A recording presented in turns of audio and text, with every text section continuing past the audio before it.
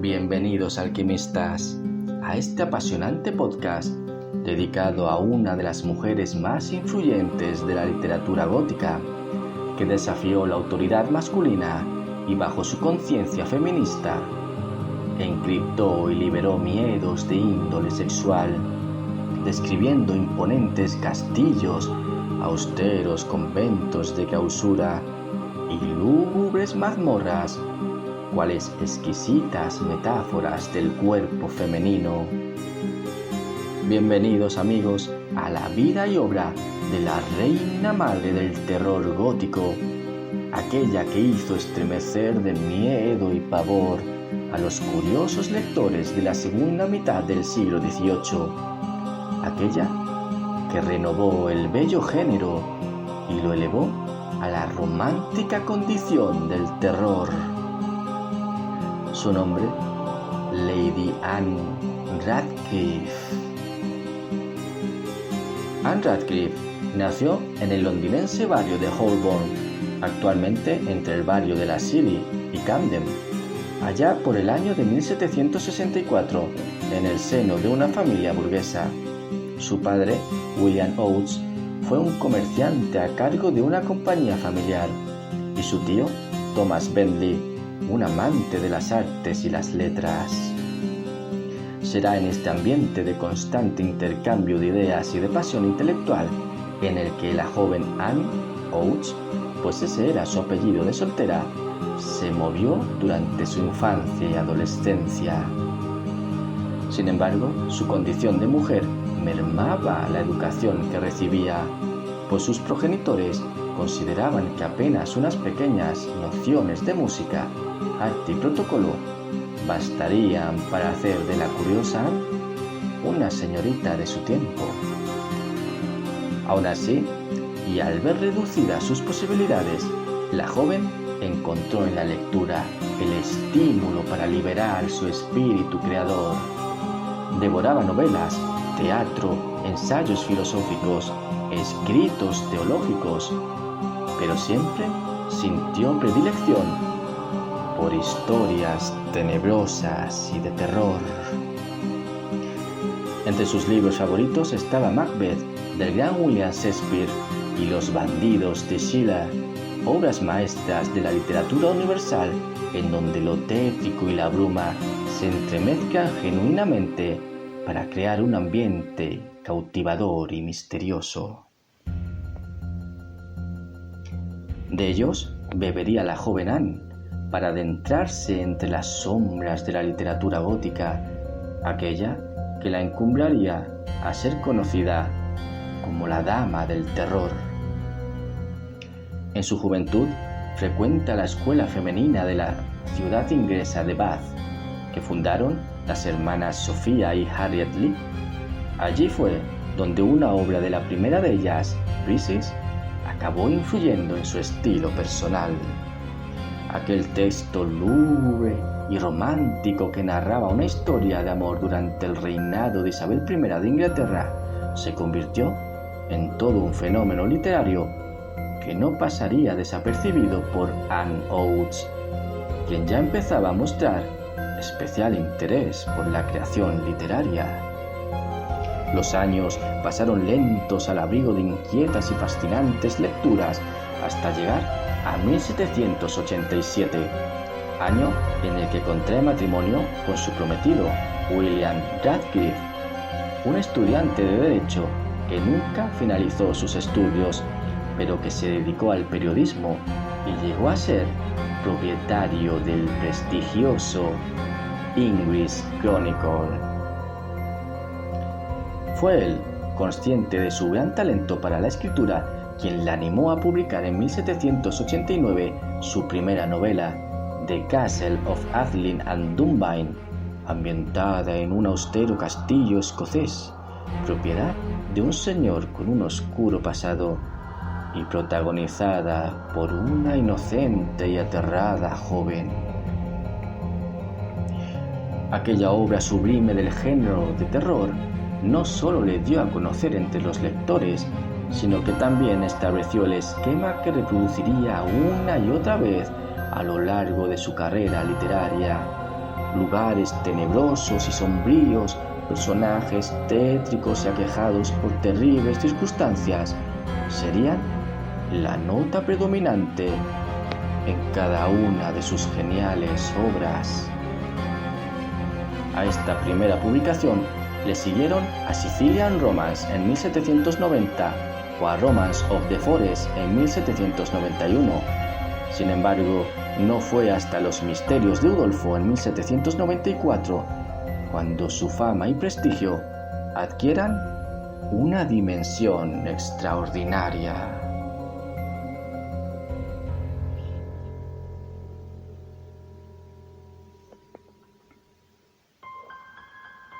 Es el romance gótico por antonomasia, repleto de incidentes de terror físico y psicológico, castillos remotos y ruinosos, acontecimientos supuestamente sobrenaturales, un villano melancólico y retorcido, y una heroína perseguida.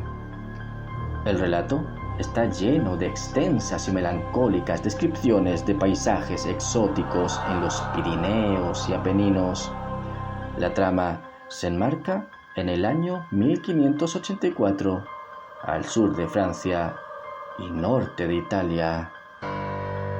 Tras su quinta novela publicada, The Italian, en 1796, la heroína de la novela gótica abandonaría por siempre su amada escritura, invadida por una inmensa pena, pues la muerte de sus padres y la enfermedad de su marido pesaron más que las ganas de seguir creando truculentas y hermosas historias. Finalmente, el 7 de febrero de 1823, a los 58 años, una terrible inflamación se apoderó de las membranas de su brillante cerebro hasta provocarle una infección bronquial que derivó en neumonía, fiebres altas, delirio y la agónica muerte. Ahora, ¿queréis conocer el origen de la novela gótica y cómo nuestra protagonista dotó a esta de nuevas técnicas y valores literarios? Bien, seguidme por aquí, por este estrecho y oscuro pasillo, hasta el final de nuestra lúgubre y fascinante historia.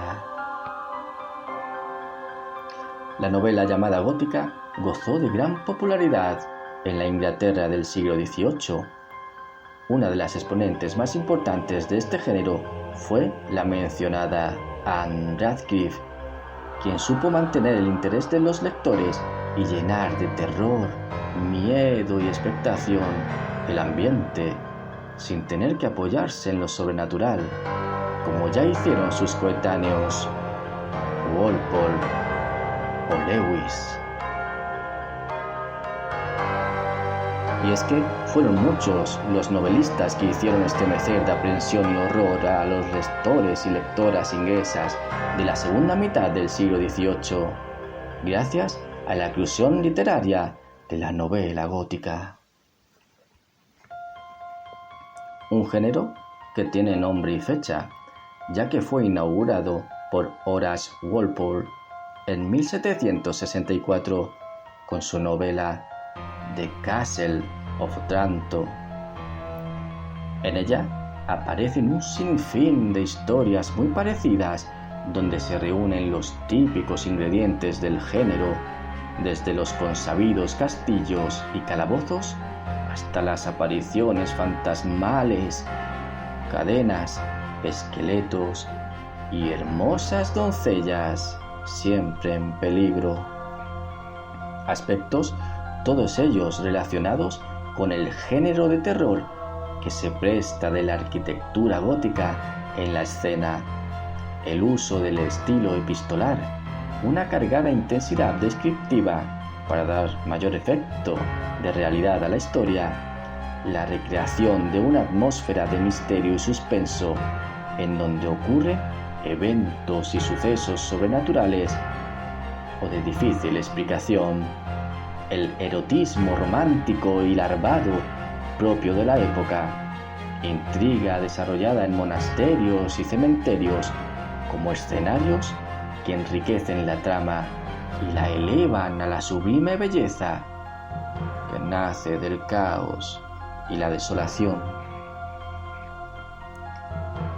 Parte del éxito de esta maravillosa literatura estriba en el hecho de que tiene lugar en países por entonces lejanos, desconocidos y extraños situados en el sur de Europa, en los que la imaginación y la tradición local se había cebado en historias de la Inquisición y en macabros hechos acaecidos en lúgubres y austeros conventos impregnados de un cierto aire de misterio y horror. Estos países ofrecían un enorme atractivo por su lejanía y por sus degeneradas costumbres romanas, por ser lugares en los que poder escapar de las trabas sofocantes de la moralidad inglesa de la época. Así, los autores, al ubicar estas obras en estos países, podían sentirse liberados de la obligación de conformarse al buen gusto de los clásicos de las épocas anteriores.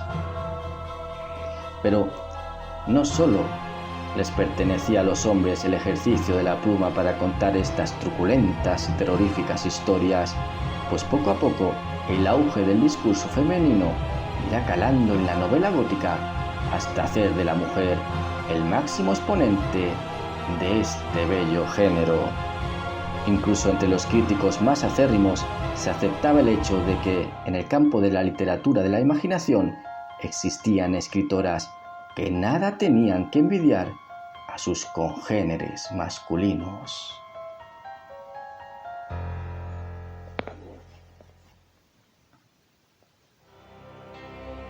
El enriquecimiento de la burguesía inglesa, impulsada por la revolución industrial, había creado una capa social mejor instruida y con mucho tiempo libre.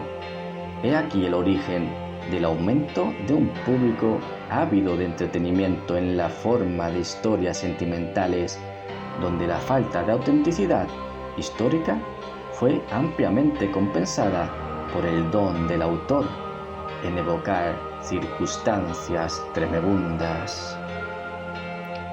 En este brumoso contexto surge la figura de Anne Radcliffe, quien construirá su obra sobre los sólidos cimientos del Otranto de Walpole y aportará al género nuevos valores y técnicas para distinguirlo y enriquecerlo aún más. Entre esos valores y técnicas encontramos el uso de un tono más moralizante o una mayor sensibilidad hacia la condición femenina, en el que la mujer, con un retrato más realista, goza ya de mayor protagonismo. Radcliffe tratará con simpatía el tema del feminismo, pues acepta la condición de la mujer de su época y los tópicos paternalistas y de sumisión al hombre de ésta. Incluso las describe como físicamente débiles. Sin embargo, en sus novelas les brinda la posibilidad de influir en su destino a través de su incomparable belleza, su dulzura y cándida inocencia. Pero la apariencia es una cosa y la realidad otra. Estas heroínas no son meras víctimas impotentes, sino que toman decisiones que inciden en las circunstancias y personas que las rodean. Desarrollan su idea dentro de un marco dominado por hombres, pero conservan cierta autonomía. Ciertamente, las protagonistas de la novela radcliffiana no son el estereotipo de las mujeres pasivas y típicas de la literatura del XVIII, y sobre todo de las novelas góticas escritas por hombres. Un aspecto muy destacable de la obra de Anne Radcliffe y que la diferenció de las obras terroríficas que la precedieron es que dotó la novela gótica de la seriedad y del fondo ético que antes no tenía. La dama del terror supo valerse magistralmente de la sensibilidad prerromántica de la segunda mitad del siglo XVIII para las descripciones de la naturaleza, tanto cruel y abrupta como hermosa y rupestre, para reflejar el estado de ánimo de sus protagonistas en la escena. Describe lugares lúgubres, castillos, conventos siniestros, bosques inhóspitos y montañas amenazadoras, con la intención de crear el ambiente necesario que inspire y envuelva al lector en la expectación y el miedo más atroz. Otra de las muchas aportaciones de Radcliffe fue la de dotar a sus relatos de cierta ambigüedad.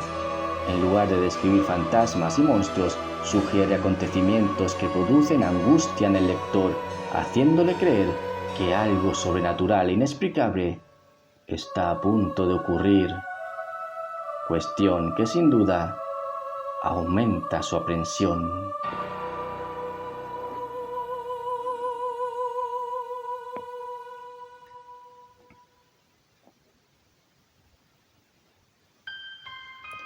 Las sensaciones exteriores en la total oscuridad, ruidos y voces fantasmales, el triste gemir del viento, semejante a sollozos, el repentino crujir de las viejas y putefactas vigas o los pasos provenientes de las sombras, son recursos literarios sublimes que hacen surgir el escalofrío y el angustioso terror en cada una de sus obras. Y es que Anne siempre pensó que el verdadero pavor nace del poder de la imaginación de sus lectores, pues cuando se nos presentan situaciones donde la razón no encuentra explicación lógica, la imaginación y la fantasía se disparan mucho más ante los acontecimientos grotescos que ante la verdadera naturaleza de los hechos. Sin duda alguna, alquimistas, las técnicas de sugestión para crear ambientes terroríficos, la manipulación de los datos para mantener el suspense, unidos al logrado tono moralizante de su obra, fueron los indiscutibles artífices de la aclamación que gozó en su día, aquellos que la convirtieron en bestseller del siglo XVIII, los mismos que la coronaron como la reina madre del terror gótico. Su enorme influencia quedaría constatada en sublimes obras posteriores y coetáneas de literatas y literatos del género, como Jane Austen, Mary Shelley, Sir Walter Scott, Lord Byron, el genial Charles Dickens, o mi queridísimo y admirado Edgar Allan Poe. Ahora, no dudes en compartir este podcast y todos los anteriores a través de Spreaker Podcast. Descarga la aplicación en Play Store o Spreaker.com. Escúchalo también en mi canal de YouTube, La Noche del Alquimista 7, siempre con números romanos. No olvides suscribirte. Y pásate por mi cuenta de Instagram, Angel84Gold. Deja comentarios y sugerencias para hacerte llegar los temas de tu interés. Que la imaginación eleve tu espíritu a los lugares más recónditos y oscuros, al sublime estado de la locura y la belleza del terror. Muchas gracias, alquimistas. Hasta muy pronto.